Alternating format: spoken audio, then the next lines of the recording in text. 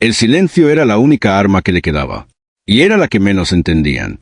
Veían a una mujer que había pasado su mejor momento. Su rostro era un mapa de carreteras de años que no podían comprender, marcado con líneas que hablaban de sol y viento y noches sin dormir. Veían las canas entrelazadas en su cabello recogido firmemente y la forma deliberada, casi cansada, en que se movía. Veían a Márquez, un nombre en una lista, una adición de último momento a un curso de actualización obligatorio para pilotos que habían pasado demasiado tiempo detrás de un escritorio. Veían una reliquia. Estaban equivocados. En la base aérea El Dorado, el aire estaba espeso con la arrogancia de la juventud y el olor del combustible de aviación. El sol golpeaba sobre el asfalto agrietado, convirtiendo el mundo en un espejismo ondulante de calor y polvo. Dentro del hangar 4, el aire era más fresco, pero la atmósfera era igual de opresiva. Una docena de pilotos, todos hombres, todos 20 años menores, se relajaban con la confianza casual de aquellos que nunca habían sido verdaderamente puestos a prueba. Eran tenientes y capitanes, sus trajes de vuelo impecables, su risa fuerte y despectiva mientras hablaban de fuerzas G y ratios de eliminación. Sentada aparte en un simple banco de metal, su espalda recta, sus manos descansando sobre sus rodillas. Observaba, escuchaba. El instructor principal, un sargento mayor de pecho ancho llamado Vargas, se paseaba por la habitación, su voz un ladrido ronco que exigía atención. «Muy bien, señoritas», comenzó, sus ojos recorriendo la habitación antes de posarse en Elena con una sonrisa despectiva. El chiste era viejo, pero los hombres más jóvenes se rieron en señal. «Bienvenidos al cementerio. Aquí es donde vemos si ustedes, jinetes de escritorio, recuerdan qué extremo del bastón hace que el pájaro vuele». Se detuvo ante una fila de 6 simuladores de vuelo avanzados, bestias de acero y cableado que imitan la cabina del F-16 Fighting Falcon. La mayoría de ustedes están aquí para recertificar sus horas de vuelo. No se hagan ideas brillantes. No estamos buscando héroes. Solo trata de no estrellarte virtualmente un equipo de $50 millones. Su mirada cayó sobre Elena nuevamente. Márquez, eres la última en la lista. Puedes observar y aprender. La implicación era clara. Ella necesitaría la ayuda. Ella dio un solo asentimiento casi imperceptible. No le importaba ser la última. Le daba más tiempo para observar la máquina. Siempre había creído que cada máquina tenía un espíritu, un ritmo. Desde el zumbido de una granja de servidores hasta el rugido profundo de un motor de turbina, había un lenguaje que aprender. Observó a los técnicos realizar sus verificaciones finales, sus ojos trazando las líneas de conductos y el parpadeo de las pantallas de diagnóstico. Conocía estos simuladores, no estos específicos, pero sus ancestros, los construidos en laboratorios secretos, los que ejecutaban escenarios tan brutales que estaban diseñados para quebrar la psique de un piloto. El teniente Ramírez, un piloto guapo y arrogante con una mandíbula que parecía diseñada para carteles de reclutamiento, fue el primero. Se dirigió al simulador 1 con Swagger, lanzando una sonrisa a sus amigos. «Observen esto, muchachos. Voy a establecer un nuevo récord». Vargas le palmeó el hombro. «Dale Duro». Elena observó el monitor principal mientras comenzaba la simulación de Ramírez. El escenario era complejo. Un combate aire-aire de alta amenaza sobre una cordillera hostil. Múltiples objetivos enemigos avanzados, sitios de misiles superficie-aire y guerra electrónica interferente. Estaba diseñado para abrumar. Ramírez voló con agresión, una ráfaga de giros cerrados y lanzamientos de misiles. Era hábil pero predecible. Confiaba en la potencia de la aeronave, no en su sutileza. En 90 segundos, un tono de bloqueo de misil simulado gritó a través de los altavoces del hangar. Un momento después, una voz computarizada femenina anunció secamente: «Eyecte, eyecte, eyecte». Aeronave perdida. Ramírez emergió del simulador, su rostro enrojecido de ira. «Eso es basura. El bloqueo SAM salió de la nada. Es un error del sistema». Vargas negó con la cabeza, una expresión de decepción en su rostro. «El sistema está bien, teniente. Su conciencia situacional no lo está». Voló directo al sobre de combate. Siguiente. Uno por uno, los pilotos entraron. Uno por uno, fallaron. Maldijeron la dificultad, la injusticia del escenario, las probabilidades imposibles. El hangar, una vez lleno de confianza bulliciosa, se volvió silencioso y tenso. El coronel Mendoza, el comandante de la base, entró al hangar, su presencia silenciando los murmullos restantes. Era un hombre severo, su uniforme impecable, su rostro una máscara de autoridad. Miró la pantalla, mostrando la lista de intentos fallidos, y sus labios se adelgazaron en una línea de desaprobación. «Sargento», dijo, su voz baja, pero resonando por toda la habitación. «¿Qué significa esto? Ni un solo piloto ha logrado durar más de 3 minutos». «El escenario es duro, señor», dijo Vargas, sudando bajo la mirada del coronel. «Es un nuevo protocolo, amenaza máxima». «Esta no es una prueba del protocolo, sargento. Es una prueba de mis pilotos, y están fallando», dijo Mendoza, sus ojos escaneando los nombres restantes en la lista. Se detuvo en el último. «Márquez». «¿Quién es Márquez?» Vargas gesticuló con su barbilla hacia Elena. «Transferida para investigación, señor, de un comando logístico. Ha estado en un escritorio durante años, apostaría». La mirada de Mendoza cayó sobre Elena. Vio lo que otros veían. Una mujer de mediana edad en un traje de vuelo que parecía una talla demasiado grande, una figura silenciosa que parecía fuera de lugar. Vio un problema de burocracia, una casilla administrativa que marcar. Suspiró. «Termina con esto». «Finalmente era su turno». Elena se levantó, sus movimientos fluidos y sin prisa. Mientras se acercaba al simulador 7, pasó su mano ligeramente a lo largo de su costado. Un gesto de respeto, de introducción. Los demás observaron, algunos con lástima, algunos con curiosidad mórbida. El soldado Cruz, un joven técnico de aviónica que había estado monitoreando silenciosamente los diagnósticos, notó el gesto. Vio la forma en que sus dedos trazaron la costura, como si estuviera escuchando la máquina. Nunca había visto un piloto hacer eso antes. Vargas se paró junto a la puerta del simulador. «Muy bien, Márquez. El objetivo es sobrevivir. Eso es todo. No trates de ser una heroína. Solo mantén el avión en el aire». Elena lo miró, sus ojos claros y firmes. «Entiendo el objetivo», dijo. Su voz era calmada, más baja de lo que esperaban, con una resonancia que parecía absorber el ruido ambiental. Se subió a la cabina. La cúpula silbó al cerrarse, sellándola en un mundo de pantallas e interruptores. Por un momento, no se movió. Colocó sus manos enguantadas en el acelerador y la palanca, cerrando los ojos. El zumbido bajo de los hidráulicos y el suave de los ventiladores de enfriamiento eran una sinfonía familiar. Esto era el hogar. Ya no era Elena Márquez, oficial de logística. Ya no más. En el santuario silencioso de la cabina, era sombra. Respiró hacia adentro, luego hacia afuera. Los recuerdos regresaron, no como traumas sino como datos. El aguijón de arena en un viento del desierto. El frío cortante a 30,000 pies. Los rostros de su equipo. Fantasmas que vivían en el silencio entre latidos del corazón. En el exterior, el coronel Mendoza golpeaba su pie impacientemente. Ramírez susurró a su amigo. Probablemente está tratando de recordar cómo encenderlo. Entonces, en la pantalla principal, comenzó la simulación. El mundo fuera de la cúpula del simulador 7 se resolvió en un paso de montaña fotorrealista al atardecer. Los iconos de amenaza florecieron en su pantalla táctica como flores mortales. 4 aeronaves hostiles. 2 adelante, 2 flanqueando. Múltiples sitios ocultos en los valles abajo. Las comunicaciones crepitaron con charla enemiga simulada. La habitación observó, esperando un fracaso rápido e inevitable. Lo que vieron en cambio fue algo que desafió su comprensión de la aviación. Elena no se lanzó hacia adelante como Ramírez. No subió para ganar altitud como los otros. En su lugar, descendió. Empujó la nariz hacia abajo, cayendo en picada hacia el suelo del cañón, su indicador de velocidad subiendo rápidamente. Un jadeo audible atravesó la habitación. «¿Qué está haciendo?», murmuró Ramírez. «Va a estrellarse». «Está volando enmascarada», susurró el soldado Cruz, sus ojos pegados a la pantalla, usando el terreno para bloquear su radar. Voló con una gracia aterradora. El F-16, una máquina de fuerza bruta en las manos de otros, se convirtió en una extensión de su voluntad, un bisturí en las manos de un cirujano. No estaba luchando contra el terreno, estaba bailando con él. Rozó las paredes del cañón, las puntas de sus alas a pocos metros de la roca, usando la curvatura natural de la tierra para permanecer invisible.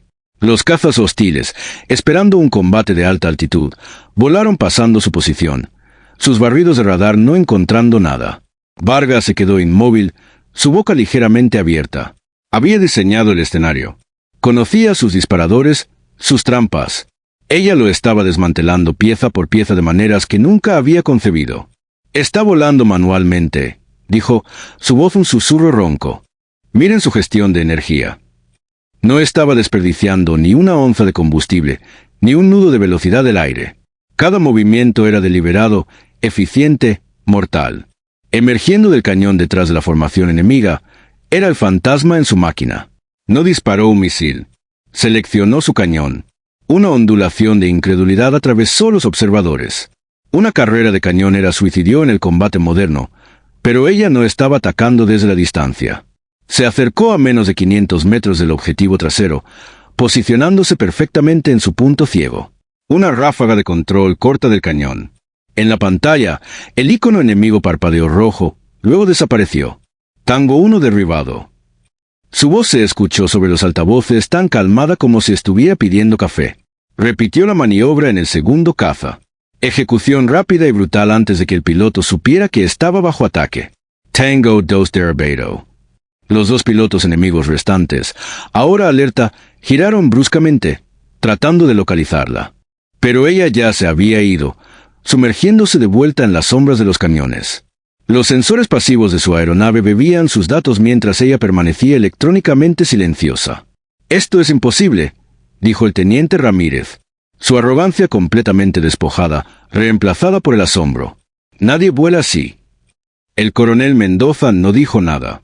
Simplemente observó, su expresión ilegible, sus brazos cruzados firmemente sobre su pecho. Había visto miles de pilotos en su carrera, desde reclutas verdes hasta ases experimentados. Nunca había visto esto. Esto no era pilotaje. Era una forma de arte. Los sitios SAM fueron los siguientes. Eran el elemento que había derribado a todos los demás pilotos. Su radar era sofisticado, sus misiles rápidos. Elena se les acercó indirectamente, usando un barranco estrecho para proteger su aproximación hasta el último segundo posible. Apareció, disparó 2 bombas guiadas, y luego jaló la aeronave en una maniobra que parecía desafiar la física. Realizó un tonel de barril ajustado, desplegando bengalas y chaff, no como una medida de pánico, sino con la precisión de un coreógrafo. Cada contramedida liberada en el milisegundo exacto necesario para engañar a los misiles entrantes. Los misiles, confundidos por las señales fantasma y la maniobra extrema, perdieron su bloqueo y detonaron inofensivamente contra la cara del acantilado. Todas las amenazas terrestres neutralizadas, reportó su voz. Había limpiado todo el escenario en menos de 4 minutos. No solo sobrevivió, dominó. Pero Vargas sabía que había una etapa final, el escenario sin salida. Una ola oculta de 6 cazas más avanzados programados para aparecer en las 6 del piloto. Un ataque sorpresa final abrumador. Cuando aparecieron los nuevos iconos de amenaza, un gemido colectivo atravesó el hangar. Esta era la parte injusta. El Jackmate. «Se acabó», dijo Ramírez en voz baja. «No hay salida de eso». Elena no trató de huir. No trató de voltearse y luchar. En su lugar, hizo algo que hizo que los ojos del coronel Mendoza se agrandaran. Cortó su motor. Por un segundo aterrador, el único sonido del simulador fue el silbido del viento sobre la cúpula. El F-16 se convirtió en un planeador, su momento hacia adelante desangrándose. Las aeronaves perseguidoras, esperando una persecución de alta velocidad, pasaron de largo su posición. Mientras gritaron pasando, reencendió el motor con un movimiento practicado de un interruptor. La turbina Regio de vuelta a la vida. Ahora estaba detrás de ellos, en el corazón de su formación. Era un movimiento de brillante suicida tan audaz que nadie se había atrevido a intentarlo. Incluso en simulación. Disparó todos sus misiles restantes en una salva coordinada. Fox 3, fuego en ráfaga, declaró. La pantalla floreció con X rojas, 4 hostiles más derribados. Los 2 finales rompieron, revolviéndose, pero era demasiado tarde. Los despachó con la precisión fría y metódica que había mostrado desde el principio. Silencio. La simulación terminó. La pantalla principal mostró los resultados. Puntuación de misión, 100%. Amenazas neutralizadas, 12 de 12. Aeronave intacta. Probabilidad de supervivencia, 100%. Una puntuación perfecta. Algo que los diseñadores del sistema habían considerado una imposibilidad teórica. La cúpula del simulador 7 silbó al abrirse. Elena balanceó sus piernas sobre el costado y bajó al piso. Respiraba uniforme. Su rostro cálido. Parecía una mujer que acababa de terminar un crucigrama, no una piloto que acababa de reescribir las reglas del combate aéreo. El hangar estaba completamente silencioso. Los tenientes seguros de sí mismos, el instructor cínico, el coronel severo. Todos la miraron como si fuera un alienígena. Habían visto los datos en la pantalla, pero sus mentes no podían reconciliarlos con la mujer silenciosa de mediana edad parada ante ellos. Vargas parecía como si hubiera visto un fantasma. Su rostro estaba pálido, su propia experiencia vuelta sin sentido. Ramírez miró sus propias manos, luego de vuelta a ella. Una comprensión profunda y humillante amaneció en sus ojos. El coronel Navarro fue el primero en moverse. Caminó hacia ella, su paso ya no rígido con autoridad, sino vacilante con algo más. Respeto, asombro. Abrió la boca para hablar, para hacer la pregunta que ardía en cada mente en la habitación. ¿Quién eres? Pero nunca tuvo la oportunidad. Un ayudante, un joven capitán del centro de comando, irrumpió en el hangar, su rostro pálido de pánico. Corrió pasando los simuladores, sus ojos abiertos, escaneando la habitación. Coronel Mendoza, señor, derrapando hasta detenerse. Comunicación urgente, necesito encontrar a... Sus ojos se posaron en Elena. Se detuvo, su expresión cambiando de pánico a total confusión. Mendoza se adelantó, molesto por la interrupción. ¿Qué es, capitán? Estoy en medio de una sesión informativa. El capitán lo ignoró. Todo su enfoque en Elena. Señora, coronel, la llamada es para ella. Señaló con un dedo tembloroso hacia Elena. Una ola de incredulidad se extendió por el hangar. ¿Una llamada para ella? ¿Aquí? Línea segura 1, señor. Tartamudeó el ayudante, su voz bajando a un susurro casi. Es la sala de crisis de la Moncloa. El silencio que siguió fue absoluto, más pesado y profundo que cualquiera que hubiera venido antes. Cada ojo en la habitación giró del ayudante a Elena. Ella no mostró reacción, ninguna sorpresa, ninguna alarma, solo una aceptación silenciosa, como si lo hubiera estado esperando. Dio un pequeño asentimiento y caminó hacia la consola de comunicaciones seguras en la esquina del hangar, sus pasos resonando en el espacio cavernoso. El coronel Navarro la siguió, su mente dando vueltas. ¿La Moncloa? ¿Para esta mujer? ¿Quién es ella? Elena tomó el auricular seguro, sus movimientos económicos y seguros. Se volteó ligeramente de espaldas a la habitación, proporcionándose una pequeña medida de privacidad. Navarro se paró a unos pocos pies de distancia, lo suficientemente cerca para escuchar su lado de la conversación, su disciplina militar luchando con su curiosidad insaciable. García aquí, dijo simplemente. Una pausa. Su postura se enderezó casi imperceptiblemente. Sí, señor presidente.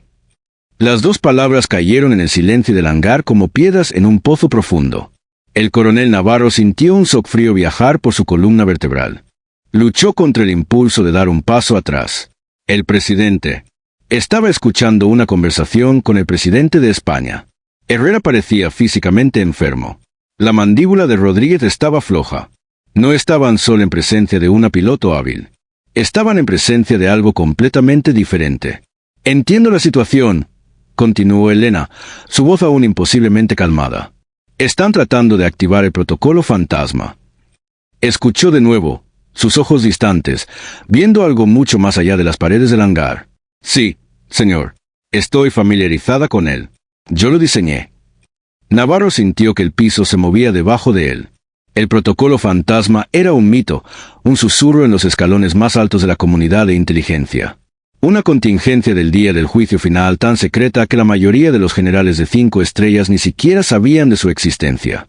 Y esta mujer, esta oficial de logística silenciosa, lo había diseñado. El código de anulación es Amanecer de Valquiria, dijo, su voz aguda y clara. Repito, Amanecer de Valquiria. No, señor, no encontrarán la carga útil. Está blindada con un campo de plasma sintonizado a una firma cuántica. No tienen la tecnología ni para detectarla. Hizo una pausa, escuchando atentamente. Un destello de algo, no tristeza, sino un recuerdo profundo y perdurable cruzó su rostro. Sí, señor. Taigueo al General Sebastián que Sombra está activa. Él sabrá lo que significa. Sombra. El nombre resonó en las profundidades de la memoria de Navarro. No un protocolo, sino una persona. Una leyenda de las operaciones negras más negras. Un operativo en solitario que había manejado misiones tan sensibles que nunca se registraron, solo se rumoraron. Un agente que supuestamente había muerto años atrás en el Inducus. Sombra. Estaba parado justo al lado de ella. «Estaré allí en 3 horas», terminó. «Sí, señor». «Entendido». Colocó el auricular de vuelta en su cuna con un clic suave. El sonido fue como un trueno en la habitación silenciosa. Se volteó. Sus ojos, que habían parecido cansados y distantes antes, ahora estaban iluminados con un propósito que era aterrador y magnífico de contemplar. La habitación había olvidado cómo respirar. Miró directamente al coronel Mendoza. La mujer silenciosa y poco pretenciosa se había ido. En su lugar había una autoridad que empequeñecía su propio rango, que empequeñecía el rango de todos. «Coronel», dijo, y no era una petición. Era una orden. «Necesito transporte prioritario a la base aérea de Getafe. Despegue en 10 minutos». Navarro, un hombre que comandaba un ala de las aeronaves de combate más avanzadas del planeta, un hombre que solo respondía a generales, se encontró poniéndose en posición de firmes. «Sí.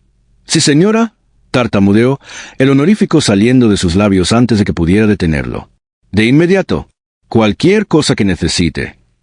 Se volteó y ladró órdenes al ayudante aturdido, su voz llena de una urgencia que no había estado allí momentos antes.